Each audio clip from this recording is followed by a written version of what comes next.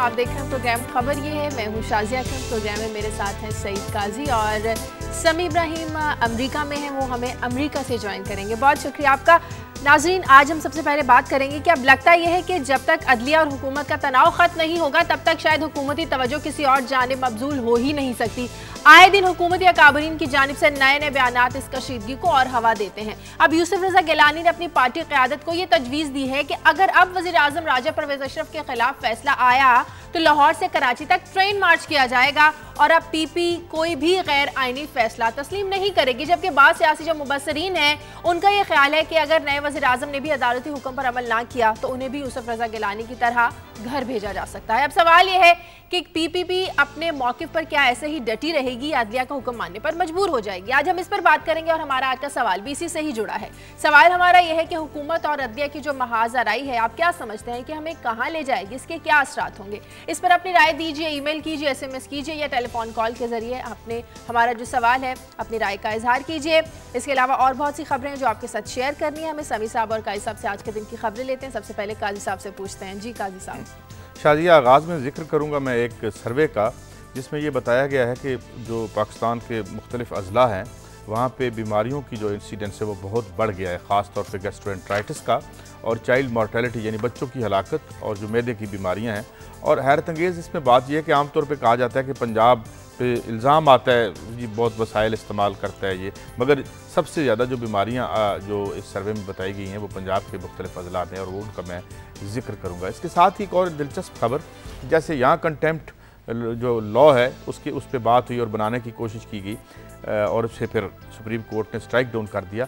UK में भी जो कंटेम्प्ट लॉ जहाँ इसने जन्म लिया था उसे ख़त्म करने की बातें हो रही हैं। अच्छा। और वहाँ भी एक कंट्रोवर्सी इससे पैदा हुई है। ये क्या है, इस पे बात करेंगे। और शादी, आपको याद होगा हमने बात की थी टैक्स हेवन्स की और उस पैसे की जो कि इकट्ठा है इन सारे बैंक्स में जहाँ पे ये काला धन होता है। इस हवाले से एक नई रिपोर्ट आई और बड़ी दिलचस्प है। इसमें हम देखेंगे कि कितने ही ट्रिलियन डॉलर्स वहाँ पड़े हैं और उनसे कितनी दफ़ा इस ग्लोब की गुर्बत को ख़त्म किया जा सकता है। इस पर बात करेंगे। और शादिया, फिर एक और ख़बर जो हाफसाबाद से एक 80 साला बूढ़े की टांगें तोड़ दी एक ऑफिशियल ने, जो गए एक रमज़ान बाज़ार में कुछ सामान ख़रीदने और वहाँ घी नहीं था और उनको ज़दोकोब किया गया, उनका जिक्र करेंगे। और हो सके तो अपने नुमाइंदे से बात भी हाफसाबाद में करेंगे। और फिर एक और पुलिस एनकाउंटर जो इधर हुआ लाहौर में, और फिर कुछ पिछले हफ्तों में बहुत ज़्यादा एनकाउंटर हो रहे हैं, इस पर अपने नुमाइंदे से भी शायद हम कोई थोड़ा अपडेट लेंगे। ठीक है, समी साहब के पास चलते हैं, अमेरिका। समी साहब, आपके पास क्या खबरें हैं? शाजिया, मैं हूँ तो अमेरिका में, लेकिन खबर मेरे पास पाकिस्तान की है। वर्ल्ड बैंक ने ये कहा है पाकिस्तान को कि वो जो भाषा डैम की फंडिंग है उसके लिए तैयार नहीं है। और अब ये खबरें आ रही हैं कि एशियन डेवलपमेंट बैंक ने भी भाषा डैम की फंडिंग से हाथ खींच लिया है। दूसरा, जमात इस्लामी के अमीर मुनव्वर हसन का ये कहना है कि अब जो टारगेट किलिंग है और भत्ताखोरी, उसने भी लाहौर का रुख कर लिया है और जो बलूचिस्तान से बोरी बंद लाशें मिलती थी वो कल्चर भी अब पंजाब में जड़ पकड़ रहा है। और फिर आखिर में तीसरी खबर जो मैंने सेलेक्ट की है वो पाकिस्तानी जेल में बंद जो तालिबान के रहनुमा हैं उनके साथ अफगान हुक्काम की मुलाकातें हैं, जिससे पूरी दुनिया में ये एक उम्मीद उभर रही है कि शायद जो मफाहमती अमल अफगान वो किसी तरफ बढ़ेगा और पाकिस्तान के जो खदशात हैं उसको भी दूरी इससे मिलेगी। जी ठीक है, बहुत शुक्रिया समी साहब आपका। मुझे यहाँ पर एक ब्रेक लेनी है। ब्रेक के बाद जब वापस आएंगे तो इन खबरों पर डिटेल से बात करेंगे। एक ब्रेक के बाद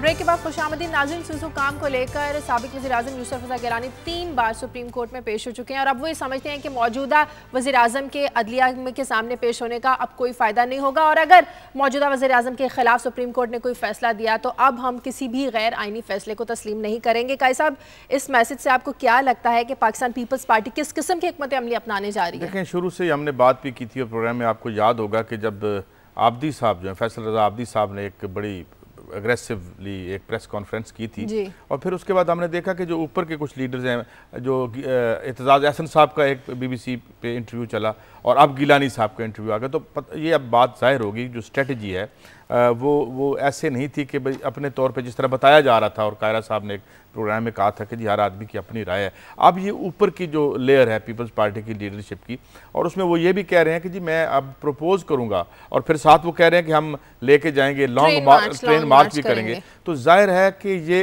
एक एहतजाज का रास्ता इख्तियार करेंगे। मगर मैं गौर से देख रहा था कि लाहौर से कराची जा रहे हैं, कहीं खुदा न खास्ता कराची से इस्लामाबाद तो नहीं आ रहे, तो चलें ये एक बात थी। तो अब इसमें ये बात तो तय होगी, क्योंकि ज़ाहिर और कोई लीगल उनके पास रेमेडी, जब तक ये कानून मौजूद है, हमारे आइन का हिस्सा है और ये हमारा लीगल स्ट्रक्चर जैसा मौजूद है, उसमें तो इसके अलावा कुछ नहीं है। मगर हमारा माजी बड़ा तल्ख है।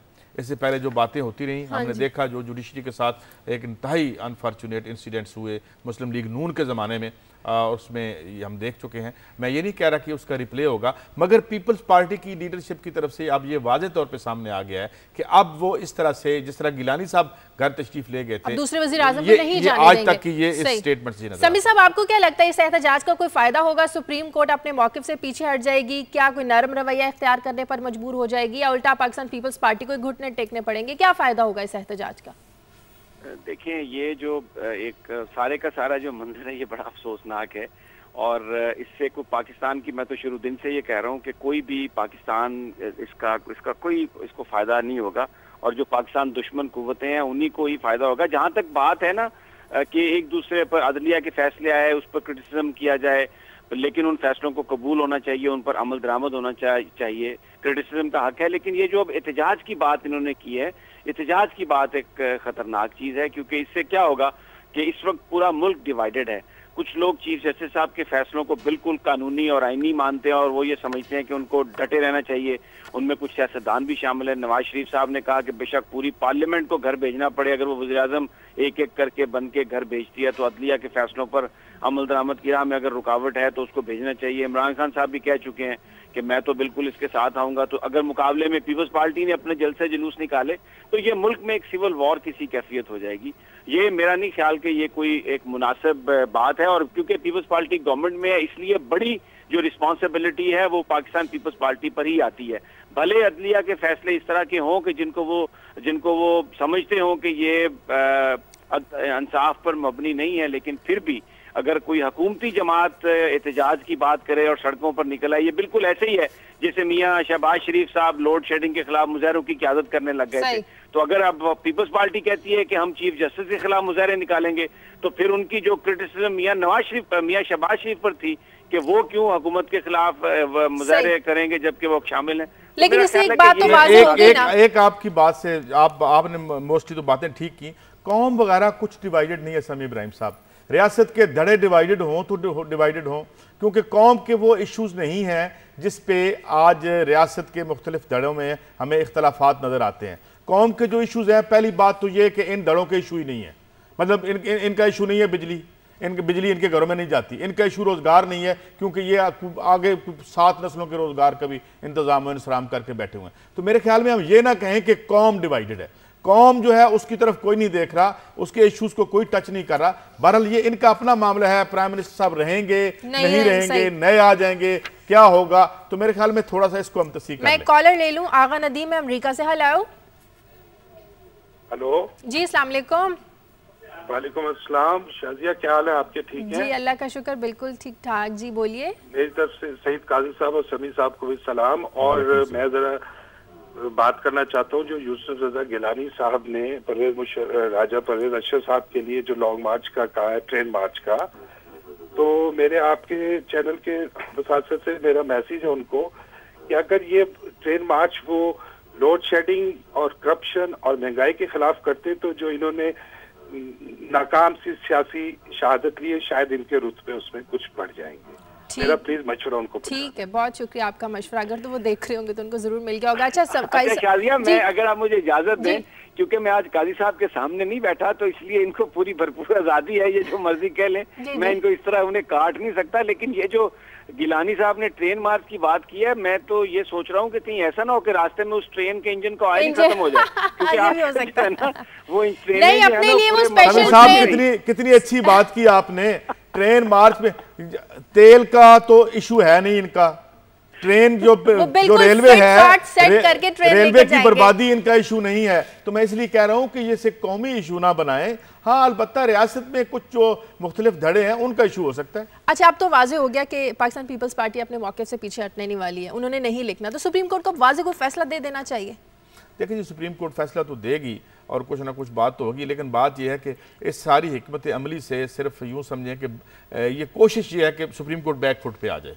और वो लेकिन अब जो मुमकिन नजर नहीं आता, क्योंकि जो अगर पहले उन्होंने एक फैसला किया है तो फिर क्या वो खुदा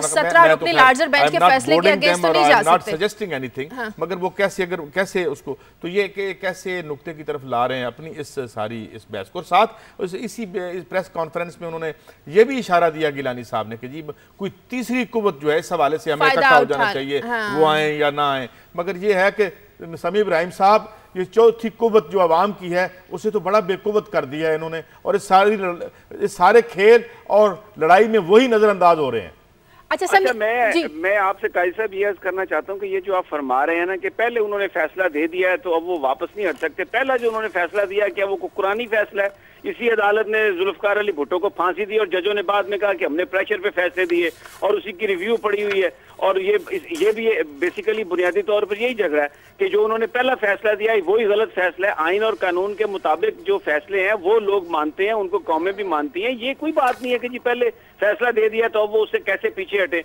हर फैसला रिविजिट होता है, हर फैसला रिव्यू होता है। आप आर्टिकल 248 के बारे में एक रूलिंग दे दें। वो नजरसानी की दरखास्त फिर से दायर की है, उसकी हेयरिंग है 15 अगस्त को। समी साहब इसी पे बात कर लेते हैं राजा साहब से। मारूफ कानूनदान डॉक्टर खालिद रांझा इस वक्त हमारे साथ लाइन पर मौजूद है। बहुत शुक्रिया डॉक्टर साहब। पाकिस्तान पीपल्स पार्टी ने ये कहती है कि गैर आईनी फैसला हम तस्लीम नहीं करेंगे। इसका मतलब ये है कि पाकिस्तान पीपल्स पार्टी ने ये एज्यूम कर लिया है कि सुप्रीम कोर्ट गैर आईनी फैसले देती है, तो ये भी तो एक तौहीनी अदालत के ज़मरे में ही आता है। गुजारिश ये थी कि जो आईनी फैसले हैं उन्हें इंतजामिया को, सियासी अदारों को तस्लीम करना चाहिए जी। अगर हम घर बैठ के ये फैसला करें कि जी अदालती फैसला गैर आईनी है, गैर कानूनी है, इसे नहीं मानते, इससे इनारकी पैदा होगी। अदालती फैसले को दुरुस्त करने का तरीकाकार है, पार्लियामान से दुरुस्त कर सकती है, करे क्यों नहीं करते। अगर पार्लियामेंट इतनी महसूस करती है कि अदारा जो है ये फैसला गैर कानूनी है, तो पार्लियामान को इख्तियार है कानून पास करने का जिससे फैसला दुरुस्त हो सकता है। तो ये कहना कि हम सड़क पे फैसला करेंगे, मैं समझता हूँ कि इससे। अच्छा, ये बताइएगा रांझा साहब कि क्या वो रिविजिट भी कर सकते हैं अपने, जिस तरह अभी बहस हो रही थी, हमें तो नहीं, आप बेहतर बता सकेंगे, क्या अपने ही फैसले को सुप्रीम कोर्ट जो है वो रिविजिट भी कर सकती है? सुप्रीम कोर्ट जो है वो अपने फैसलों की पाबंद नहीं होती। सुप्रीम कोर्ट जो मुत्तहद अदालत है वो सुप्रीम कोर्ट के फैसलों की पाबंद है। सुप्रीम कोर्ट अज खुद अपने फैसलों की पाबंद नहीं है। सुप्रीम कोर्ट अपना फैसला तब्दील कर सकती है, जिसे आप रिविजिट कह रहे हैं, बिल्कुल हो सकता है। इसका मतलब जो 17 रुकनी लार्जर बेंच का जो फैसला था 2009 वाला, उसके अगेंस्ट भी फैसला, तब्दीली फैसला भी आ सकता है। सुप्रीम कोर्ट का इख्तियार है जी, ठीक। अच्छा रांझा साहब, एक और बात बताइएगा। असूल जो है, supreme court is not bound by its own judgements, लेकिन कानून को सही धारे पर रखने के लिए, to show that law is consistent, supreme court अपने फैसलों को फॉलो करती है। लेकिन ये कानून नहीं है कि supreme court is bound by its judgement. सही। समी साहब, आप कोई बात करना चाहेंगे, कोई सवाल पूछना चाहें डॉक्टर साहब से? डॉक्टर साहब, मैं आपसे सिर्फ ये अर्ज करना चाहता हूँ कि क्या ये आपकी इस हवाले से क्या राय है कि जो सारे का सारा मामला खत का हुकूमत का एक मौक़िफ़ है आर्टिकल 240, वो जो 248 के तहत है, तो क्या ये मुनासिब ना होगा कि अगर सुप्रीम कोर्ट इसको जिस तरह दूसरे कई मामले खुद नोटिस लेके निपटाए हैं, इस पर अपनी एक रूलिंग दे दें और इस मामले को हमेशा के लिए हल कर दें? मैं समझता हूँ कि सुप्रीम कोर्ट क्यों इस पे खामोश है मैं कह नहीं सकता, लेकिन जो फैसला ने किया है एनआरओ का, उसमें भी कह सकते थे कि हाँ जी ये पैरामीटर है 248 के। सुप्रीम कोर्ट जब भी ये मसला इशू राइज होता है, सुप्रीम कोर्ट पाबंद थोड़ी है कि मैं बहस करूं तो फैसला देंगे। सुप्रीम कोर्ट इस मौजू पे कंटेम्प्ट में फैसला दे सकते थे, इसमें कतन और अगर दे देते तो शायद ये मसला राइज ना होता। अच्छा ये बताइएगा रानी साहब कि अब आपको क्या पॉलिटिकल एंगल से सवाल पूछ रहा हूँ कि अब आपको लग रहा है कि जो माजराई है कहीं कोई हमारी तारीख जो एक बदकिस्मत तारीख रही है हमारी इस ज़िमन में, आप जानते हैं मैं किस वाक़े की तरफ इशारा कर रहा हूँ, उसे दोहराने की बात हो रही है आपके ख्याल में? चूंकि जो बहस है वो अदालत की बजाय अदालत के बाहर बहुत हो रही है और ये माजराई है। ठीक है, बहुत शुक्रिया डॉक्टर खालिद रांझा साहब। अच्छा समी साहब, मैं आपसे ये पूछना चाहूंगी कि अमेरिकन मीडिया या अमेरिका में जो पाकिस्तानी कम्युनिटी है वो वहां पर इस मामले को किस तरह से देखते हैं?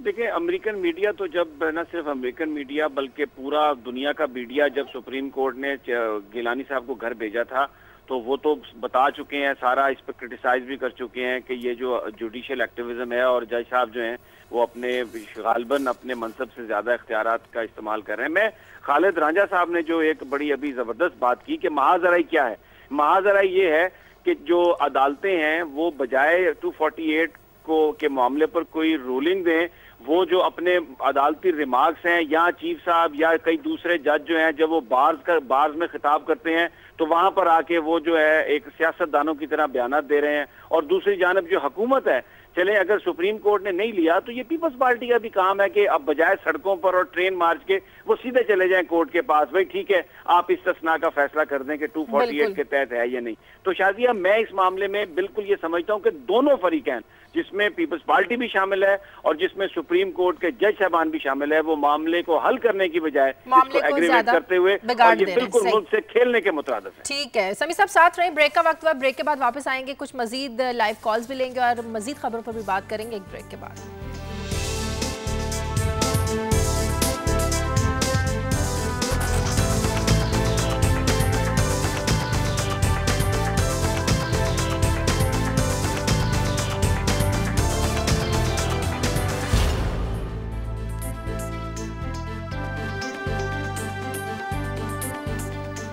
ब्रेक के बाद खुशामदीद। सऊदी अरब से एक कॉलर है सईद। हेलो हेलो, अस्सलाम वालेकुम। जी वालेकुम सलाम।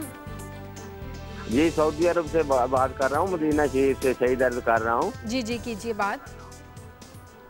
ये समी इब्राहिम साहब और सईद काजी साहब आपके जो मेहमान हैं इनको बहुत बहुत सलाम, आपको भी बहुत बहुत सलाम। जी वालेकुम सलाम। आज वैसे पहली दफा आपका प्रोग्राम देखकर आज मुझे इतनी खुशी हुई है कि खुशी की इंतहा नहीं है कि समी साहब ने जिस तरह रिएक्ट किया है गिलानी साहब की कॉन्फ्रेंस पर, जी इसकी मुझे बहुत खुशी हुई है। पहले जितने भी प्रोग्राम देखे हैं मैंने, ऐसे महसूस होता था कि समी इब्राहिम साहब जो हैं ये हुकूमत के स्पोर्ट्स पर्सन हैं, लेकिन पहली दफा पता नहीं रमजान शरीफ ये आखिरी अशरा है, मगफरत का अशरा है, इसलिए शायद इन्होंने तो मैं इनको मुबारकबाद दिल की गहराइयों से इनको मुबारकबाद पेश करता हूँ। ठीक है बहुत शुक्रिया। सभी सब भी कमेंट करना चाहेंगे? नहीं, मैं उनकी बड़ी मेहरबानी कि उन्होंने इस तरह की बातें की हैं और वो मगफरत की बात की, लेकिन देखें मैं हमेशा से एक असूल पे बात करता हूँ, मैं डेमोक्रेसी का जरूर सपोर्टर हूँ। पीपल्स पार्टी की जो भी कभी बात को मैं सही समझता हूँ उसको सपोर्ट करता हूँ, लेकिन जो बात उनकी गलत है बिल्कुल ओपनली उसको क्रिटिसाइज करता हूँ। हम लोग जर्नलिस्ट हैं, अगर हमारी की ओपिनियन है तो वो जिस वक्त आप वोट डालने जाते हैं उस वक्त आप जरूर उसका इस्तेमाल करते हैं, लेकिन इश्यूज को सपोर्ट करते हैं। हम सियासी जमातों को सपोर्ट करना हमारे लिए ज़रा मुश्किल होता है। बहरहाल उनकी जो ओपिनियन है मैं उसकी कदर करता हूँ। अच्छा काजी साहब, यहाँ पर तो तौहीन अदालत कानून लाया गया, फिर उसको मुस्तरद कर दिया गया। बरतानिया में तौहीन अदालत कानून की आपने बात की कि वहाँ पर भी इसे खत्म करने की तैयारी की जा रही है। बातें इसलिए हो रही है और ये कैसे वहाँ नेसेसिटेट कैसे हुआ, ये कैसे सामने आई बात के एक जो नॉर्दर्न आयरलैंड के एक सेक्रेटरी हैं उन्होंने पीटर हेन, उन्होंने एक मेमोयर्स अपनी यादाश्तें तहरीर की हैं, तो उसमें उन्होंने कुछ जजेस के बारे में बात की तो कहा गया कि जी इनके खिलाफ एक तौहीन अदालत का सिलसिला शुरू किया जाए। मगर फिर ये बहस शुरू हो गई कि क्या इस कानून की अब वहाँ ज़रूरत है, क्योंकि ये बहुत पुराना मिडीवल कानून कह रहे हैं या कुरून उला का कानून कह रहे हैं। तो उसमें फिर ये बात भी सामने आई कि जो आखिरी दफ़ा ये सक्सेसफुली इस्तेमाल हुआ तो 80 साल कबल हुआ ये, तो क्या अब इसकी मौजूदा इस बदले हुए सिनेरियो में इसकी अच्छा यहाँ पे तो इसमें खास लोगों को इम्यूनिटी देने की बात की जा रही थी, तो वहाँ पर भी ऐसे था कुछ? नहीं, वहाँ इस तरह नहीं था। वहाँ वो तो कानून जिसने भी अदालत जो भी उनके पैरामीटर्स थे, मगर ये जो कानून बनाया गया ये तो बिल्कुल ही डिस्क्रिमिनेटरी था, जो जिसको स्ट्राइक डाउन कर दिया। मेरे ख्याल में अगर वो ये कानून बना लेते कि भाई अगर वो इस तरह से बात को आगे बढ़ाते, अवाम को भी इंक्लूड कर लेते, जो हमारे समी साहब के जो जमहूरी लीडर हैं, खवास तक की कानून को ना रखते, तो शायद बात कोई और किसी और ज़िम्मन में आगे बढ़ती। तो मैं ये देख रहा था कि वहाँ भी ये इशू है, तो मुझे बड़ा दिलचस्प लगा, तो मैंने आज इसके साथ उसको क्लब कर लिया। सही। अच्छा शादिया, मुझे यहाँ पर एक बात करने का मौका दें। मैं एक काजी साहब, ये आपने जो बात कही इसी हवाले से ये बात है कि जब हम ये कहते हैं कि इम्तियाजी कानून नहीं होने चाहिए और किसी भी शख्स को या किसी तबके को किसी किस्म का भी इस्तिस्ना नहीं होना चाहिए, अगर वज़ीर आज़म को भी नहीं इस्तिस्ना, सदर को भी नहीं इस्तिस्ना मान लेते हैं हम, तो ये जो अदालत है ये अपने लिए ये खास कवानीन किस चक्कर में इन्होंने रखे हुए हैं कि जी तौहीन अदालत, तौहीन अवाम कोई नहीं है, तौहीन हुक्मरान कोई नहीं है और किसी ब्यूरोक्रेट की तौहीन नहीं है, लेकिन इनकी अगर तौहीन हो जाए तो इनको बड़ा मसला हो जाता है। तो ये अपने आप को ये खवास क्यों बना रहे हैं? क्या ये इम्तियाज नहीं है कि फिर ये अपने आप को दूसरे आदमियों से बालातर समझते हैं, आलातर समझते हैं कि इनके खिलाफ तो कोई बात ना हो, बाकी लोगों को जो मर्जी कहते रहे, खुद ये भी जिस तरह मर्जी अदालत में बैठ के बढ़ के मारते रहे, कोई इनको पूछने वाला नहीं है। ये क्या, ये मुझे इसकी मेरे ख्याल में अगर आप मुझे इजाजत दें तो इसको समझना ज्यादा मुश्किल नहीं है। पार्लिमान जहां से अपनी ताकत अखज करती है, वो जो जहां से ताकत अवाम से लेती है, जब वो उसका वो खुद ही कुछ उम्र निकाल रही होती है। देखे ना, आप खुद अपने आप को बेअसर कर, अगर ये कानून, ये 1973 का आइन जो है इसी असेंबली में बैठ के बना था समी साहब, इसी असेंबली में ये बदल भी सकता है, इसमें और नया आइन भी बन सकता है अगर अवाम आपके पीछे। समी साहब मुझे बात एक मिनट, अब आप अगर इस लड़ाई को मुझे अर्ज करने दें आपके सवाल, आप इस लड़ाई को जजेस के पर्क्स, प्रिविलेजेस और पार्लिमान के पर्क्स और प्रिविलेजेस को इन आइसोलेशन देख के बहस करेंगे तो ये और बहस बन जाएगी। लेकिन अगर पार्लिमान कोई तब्दीली पॉजिटिव लाती है तो उस अवाम की कुव्वत से लेके आती है। अब अवाम को वो नाताकती का शिकार कर रही है तो खुद उसको कुव्वत कहाँ आएगी, और ऊपर लड़ाई हो रही जी मेरा क्या है और आपका क्या है। इससे ये वजह है मेरे ख्याल में, अगर गौर फरमाइए। नहीं, मैं मेरा आपसे ये सवाल है कि पार्लिमान से तमाम कुव्वतें, आप सही बात आपने कही, अवाम की ताकत की भी बात सही कही। ये जो आर्ग्यूमेंट है खुद बजाते खुद ये आर्गुमेंट के जी किसी को इस्तिस्ना हासिल नहीं है और किसी का कुछ भी मनसब हो उसके खिलाफ किया जा सकता है एक्शन, तो भाई जज जो हैं इनके खिलाफ भी बात की जा सकती है अगर ये बात गलत कहें। ये कोई खुदा ना खास, ये तो आप फरमा तो रहे हैं, आप कर तो रहे हैं, नहीं आप कर तो रहे हैं, ये आप तनकीद तो कर रहे हैं, मगर मैं जो आपका बुनियादी था ना मुकदमा, मैं उस पर बात ये कर रहा हूं कि पार्लिमान की जो एक असल उसकी हैसियत है उसको एस्टैब्लिश करने के लिए अवाम जो है उसमें भी उसको कुछ देना पड़ता है, उसके हकूक देने। अच्छा आप मुझे बताएं, डिस्क्रिमिनेशन जो है जब पार्लियामेंट खुद करती है, मिसाल के तौर पे क्या एक MNA या एक जो वजीर है जो उसके पक्ष हैं इस मुल्क के अवाम के हैं, जब आप खुद डिस्क्रिमिनेट करते हैं अवाम के साथ तो फिर आप जजेस को कैसे कहेंगे जी आप क्यों नहीं करते? मुझे ये बताएं ना, यहाँ पे जो है क्या जो आम आदमी बिजली का बिल देता है खवास देते हैं, तो आप डिस्क्रिमिनेट हर जगह कर रहे हैं, ऊपर आपको डिस्क्रिमिनेशन नजर आती है, नीचे नजर नहीं आती। आप ये जो आप सारी बात जो आपने एक सेंटेंस में भी कह दी वो भी मुनासिब कही है और पूरा उसका मकसद बिल्कुल मैं एग्री करता हूँ आपकी इस बात से। मैं तो सिर्फ ये अर्ज कर रहा था कि अगर कोई ये कहता है ना जी कि हजरत उमर फारूक भी काजी की अदालत में खड़े हो गए थे तो हजरत उमर फारूक काजी को भी पकड़ लेते थे, तो मसला ये है कि ये फिर जो अगर डिस्क्रिमिनेशन ही आपने खत्म करनी है, ये बड़ी अच्छी बात है। अवाम हो, चाहे ब्यूरोक्रेट हो, चाहे सदर हो, चाहे वज़ीर आज़म हो, चाहे जज हो, वो सारे के सारे बिल्कुल, अगर सदर साहब के कोई पैसे या बैरूनी अकाउंट्स में उनको वापस लाना चाहिए, और अगर चीफ जस्टिस के बेटे पर इल्जाम है 34 करोड़ रुपए का तो उसका भी तहकीकात होनी चाहिए। उस पर तो सुप्रीम कोर्ट को नहीं रोकनी चाहिए ना प्रोसीडिंग। एक कॉल लेनी है मुझे अमेरिका से, ख्वाजा सलमान है। हेलो, अस्सलाम वालेकुम। जी वालेकुम सलाम। समी इब्राहिम साहब, ख्वाजा बोल रहा हूँ वाशिंगटन DC से। जी ख्वाजा साहब, क्या हालचाल है? बड़ी मुबारक हो आपको इस नए प्रोग्राम की। बड़ी देर से कोशिश कर रहा था बात हो सके आपसे, तो आजकल हैं आप गालिबन DC में, मुलाकात तो होगी आपसे। तो मुझे ये कहना था कि देखें ये जो एक्स वजीर आज़म ने जो प्रेस कॉन्फ्रेंस की है, तो मुझे लगता है कि मेच्योरिटी लेवल जो है हमारे पॉलिटिशियंस का वो बिल्कुल ही नहीं है। तो अगर इस तरह की ये बातें करेंगे तो ये मुल्क कैसे चलाएंगे? फिर इनमें तो मेच्योरिटी लेवल ही नहीं है। तो बड़ी तकलीफ हुई है उनकी ये प्रेस कॉन्फ्रेंस जो है वो सुन के। तो ऐसा नहीं होना चाहिए। मुल्क को कौन सी तरफ ये लेके जा रहे हैं? ये दोनों पार्टियां जो हैं, ये पीपल्स पार्टी और मुस्लिम लीग नून, ये दोनों का मेजोरिटी लेवल 0 है। ठीक है, यहाँ मैं ये रिकमेंड करूंगा कि थर्ड ऑप्शन जो है वो पीटीआई वो जरूर होनी चाहिए अब। ठीक है, शुक्रिया ख्वाजा सलमान आपका। समीर साहब आप कोई कमेंट करेंगे इस पर?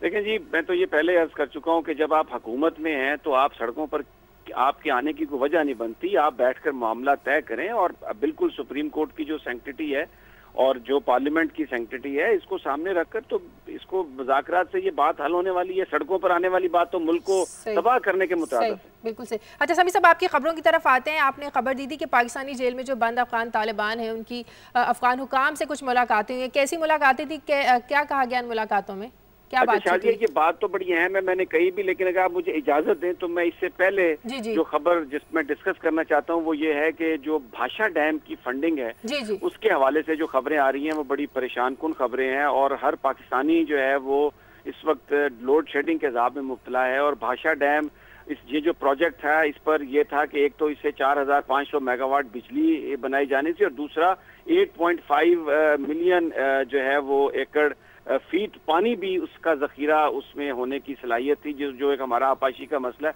वो भी दूर होना था। तो पहले तो ये खबर आई कि वर्ल्ड बैंक ने कहा जी कि जब तक इंडिया एनओसी नहीं देगा हम इस पे फंडिंग नहीं करेंगे। 12 बिलियन डॉलर का ये प्रोजेक्ट है। लेकिन अभी थोड़ी देर पहले जो खबर आ रही है वो ये है कि एशियन डेवलपमेंट बैंक ने भी जो कमिटमेंट दी हुई थी भाषा डैम के लिए, उन्होंने कहा जी कि हम इस पर आपकी फंडिंग नहीं कर सकते क्योंकि इस पे इंडियन जो है वो कंसर्न है। तो ये एक बड़ा मामला है। अच्छा, इसमें जो दूसरी इत्तला ये आई है कि जो वर्ल्ड बैंक ने कहा है कि आप भाषा डैम की बजाय जो केपीके के कोहिस्तान डिस्ट्रिक्ट में है दासू डैम, वहां पर आप वो बना लें, उससे भी 4300 मेगावाट बिजली तो पैदा होनी है। लेकिन शाजिया वो जो मंसूबा है वो रन ऑफ द रिवर है, यानी उसमें पानी जखीरा करने की कोई फैसिलिटी नहीं होगी, वो सिर्फ बिजली पैदा करेगा। तो इसका मतलब भारत के कंसर्न की वजह से ये मंसूबा ताखीर का शिकार हो गया है। देखें, ये भारत का कंसर्न क्या हो सकता है जब हमारे सियासतदान, हमारी अदालतें यहाँ पर अपने मफादात की जंग में पड़ी हुई हैं, तो मुल्की मफादात को कौन देखेगा? ये वो इश्यूज हैं। मैं जहाँ पर मैं समझता हूँ, जैसे काजी साहब भी कहते हैं कि तमाम कौम को एक होना चाहिए था और इस वक्त इन मामलात पर पूरी दुनिया में डिप्लोमेसी और प्रेशर की जरूरत थी। देखें, एक तरफ पाकिस्तान कितना ज्यादा रिलेशनशिप नॉर्मलाइज करने की कोशिश कर रहा है इंडिया के साथ, लेकिन बिहाइंड द सीन जो ताकतें हैं बैनुल अक़वामी वो पाकिस्तान को इस तरह आर्म ट्विस्टिंग कर रही हैं कि जो पाकिस्तान के लिए, पाकिस्तान के अवाम के लिए जिंदगी की जो जहां से वो अपनी उनको मिलनी है जो पानी है, उसको भाषा डैम को भी नहीं बनने दिया जा रहा। किस तरह पाकिस्तान लोड शेडिंग से निकलेगा? कैसे इन्वेस्टमेंट यहाँ पर आएगी? ये तो इतने संगीन मामलात हैं कि इन पर तो पूरी कौम को सबसे पहले ये पार्लियामेंट में डिस्कस होना चाहिए। पहले मुझे ये बताएं ना कि हमें क्या जरूर, हम सावरन मुल्क हैं, हम खुद मुख्तार हैं, हमें IMF वर्ल्ड बैंक से इजाजत की जरूरत है। इस पर जरा बात करते हैं ना खुल के।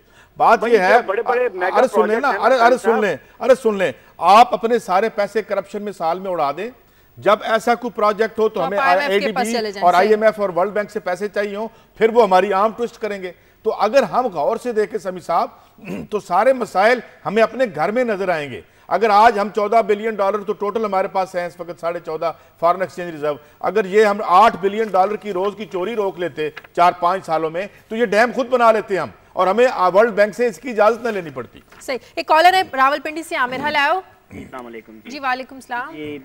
मैं जोनसना के ये आज जो शेख रशीद साहब 13 अगस्त को जोनसना के जलसा कर रहे हैं, तो इस बारे में जोनसना के मैं अपने थोड़े से कमेंट्स पास करना चाह रहा हूँ कि ये इतना इसको इशू क्यों बनाया जा रहा है मुख्तलिफ TV चैनल्स के ऊपर कि वो क्यों ज्वाइन कर रहे हैं, कि ये क्यों इस तरह कर रहे हैं। तो मेरा ख्याल है कि आप जोनसना बहुत अच्छी जोनसना के वो प्रोग्राम कर रहे हैं, तो आपका ये फ़र्ज़ बनता है कि आवाम में अवेयरनेस पैदा करें कि हम इन दोनों पार्टियों से तंग आ चुके हैं।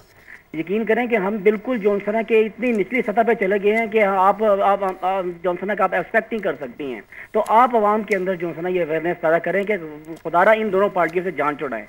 हमारे लिए एक आखिरी और लास्ट होप सिर्फ इमरान खान है और कोई भी नहीं है। उसने किया क्या, आप ये देखें ना, उसने सियासत से बाहर रहकर क्या काम किए हैं पाकिस्तान के लिए, वर्ल्ड कप के लिए क्या किया, शौकत खानम के लिए क्या किया, और उसके बाद उसकी अपनी क्रेडिबिलिटी देखें कि जोनसना के उसके ऊपर कोई एलिगेशन नहीं है। और ये नून लीग खास तौर पे जोनसना के उसके जो करेक्टर असैसिनेशन करती है, 97 के अंदर भी इन्होंने जो है ना कि इमरान खान की बीवी को यूटिलाइज किया, कभी जो है ना कि वो जो है एंटी टाइल्स का केस डाल दिया उसके ऊपर। ठीक है, तो ये चीजें जो है शुक्रिया आमिर, ये आप लोगों पे डिपेंड करता है कि आप लोगों ने तब्दीली कैसे लेकर आनी है। आया कि जो दो पार्टियां जिनसे आप लोग तंग आ चुके हैं उनसे आपने जान कैसे छुड़वानी है। ज़ाहिर है जो तीसरी पार्टी जिसको आप वोट देना चाहते हैं उसको वोट देकर ही जान छुड़ाई जा सकती है उन दोनों पार्टियों से। ज़ाहिर है, बिल्कुल। अच्छा शाजिया, मुझे इजाजत दे, मैं जरा उसी ये बिल्कुल उनके अपने व्यूज हैं और उन्होंने इमरान खान को बताया कि वो समझते हैं कि पाकिस्तान का मुस्तकबिल उनसे है, तो वो जाहिर है वो उनको दे सकते हैं वोट, और बात उनकी, हम उनकी राय की कदर करते हैं। मैं इस पे शाजिया एक आखिरी ये बात अर्ज करना चाहता हूँ कि इस वक्त जो पाकिस्तान के सारे प्रोजेक्ट्स हैं वो प्रॉब्लम का शिकार है। हमारा जो नीलम जेलम हाइड्रो इलेक्ट्रिक प्रोजेक्ट है ना, इससे भी तकरीबन 950 मेगावाट बिजली आनी थी, इसकी फंडिंग पे भी प्रॉब्लम पड़ी हुई है। और अब हम उम्मीद कर रहे हैं कि चाइना का एक बैंक है तकरीबन $450 मिलियन, उसने हमें करनी है फाइनेंसिंग। अगर उसने वो फाइनेंसिंग नहीं की तो हमें बड़ी प्रॉब्लम पड़ जाएगी, क्योंकि जो यूएई की गवर्नमेंट थी उसने $100 मिलियन देना था, वो भी उससे बैकआउट कर गई है। तो शाजिया इस वक्त जो पाकिस्तान की जो फ्यूचर है, पाकिस्तान का जो मुस्तकबिल है, वो बिल्कुल पानी जो है उसके लिए ऐसे ही है जैसे इंसान की रगों में दौड़ता हुआ लहू। तो अगर वो पानी नहीं आएगा तो बिजली नहीं होगी और फिर ज़राअत नहीं आगे बढ़ सकेगी। ये मामलात हैं जो पाकिस्तानी कौम को, जिनका पता होना चाहिए और पाकिस्तानी सियासतदानों को फोकस करना चाहिए, इन प्रोजेक्ट्स पर काम करना चाहिए। एक कॉलर है कोरिया से, परवेज। हेलो अस्सलाम वालेकुम। जी वालेकुम सलाम। जी मेरा एक सवाल है सईद काजी साहब से कि सुप्रीम, हेलो जी बात कीजिए। मेरा सवाल है सईद काजी साहब से, मैं आपका प्रोग्राम बड़े शौक से देखता हूँ।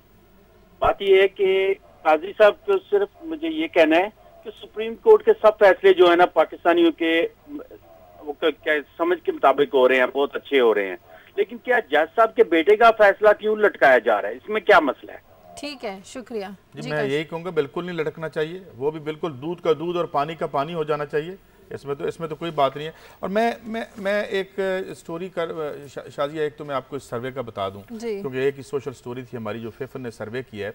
इसमें उन्होंने बताया कि जो हमारे डिस्ट्रिक्ट्स हैं इसमें कोई 84 डिस्ट्रिक्ट्स को इन्होंने किया है मॉनिटर, और जिसमें पता ये चला है कि कोई 60% जो हैं वो बीमारियाँ जो उसमें इजाफा हुआ है, जो गैस्ट्रोएंटराइटिस है, और उसके अलावा जो चाइल्ड मोर्टेलिटी रेट है इसमें भी तकरीबन पर डिस्ट्रिक्ट 17 डेथ्स जो हैं उनमें इजाफा हुआ है। इस तरह जो मदर मोर्टेलिटी रेट है इसमें भी इजाफा हुआ है। ये तो सारी फिगर्स आ रही है, मगर ये क्यों हो रहा है?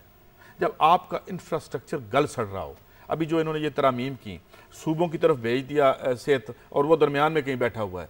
तो ये जो इशूज़ हैं शाजिया, मैं ये कह रहा हूँ कि ये पानी का इशू हो, हमारी हेल्थ का इशू हो, और ये जो समी साहब बिल्कुल कह रहे हैं ये हमारे एग्जिस्टेंशियल इश्यूज़ हैं, ये हमारी ज़िंदगी से, इस कौम की ज़िंदगी से जुड़े हुए इशू हैं। और जिन इश्यूज़ पे ये हमारे इदारों की आपस में बात हो रही है, मैं नहीं समझता कोई इनसे बड़े इश्यूज़ हैं। तो इस पे, इसलिए जब इस पे काम नहीं होगा, और फिर मैं अभी इसके साथ लिंक भी कर देता हूँ कि लॉ एंड ऑर्डर जो है हमारा वो कहाँ जा रहा है, कराची में क्या हो रहा है, लाहौर में पुलिस मुकाबले हो रहे हैं, और ये सारी बातें जो है ये बिल्कुल इग्नोर हो रही हैं। जो हमारी बका से जुड़े हुए मामले हैं, जो वज़ीर आज़म साहब की बका का मामला है या किसी और इदारे की बका का मामला है, वो होगा, वो भी बड़े ज़रूरी होंगे अपने तय, मगर क्या आवाम भी ज़रूरी है जिसके ऊपर ये प्रिजाइड ओवर कर रहे हैं। और ख़ास तौर पर कहा गया कि अगस्त के महीने में पुलिस मुकाबलों की जो रेशो है इसमें इजाफा हुआ है। उमर याकूब हमारे नुमाइंदे हमारे साथ लाइन पर है। उमर, इसका मतलब यह है कि जराइम की शरह बढ़ी है, जो पुलिस मुकाबले ख़ास तौर पर अगस्त के महीने में इनकी शरह में इजाफा हुआ है?